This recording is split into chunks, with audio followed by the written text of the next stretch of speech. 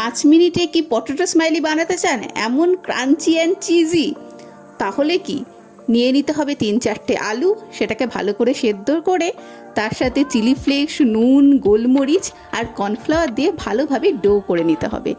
সেটাকে আঙুলের মাধ্যমে গোল গোল করে আকার দিয়ে তারপর একটা কাঠির সাহায্যে ফুটো করে 2টো চোখ এবং চামচের পেছনটা দিয়ে স্মাইলি করলেই ব্যাস রেডি হয়ে যাবে রেডিমেড স্মাইলি। এটাকে আপনারা ফ্রিজে স্টোর করে রাখতে পারেন।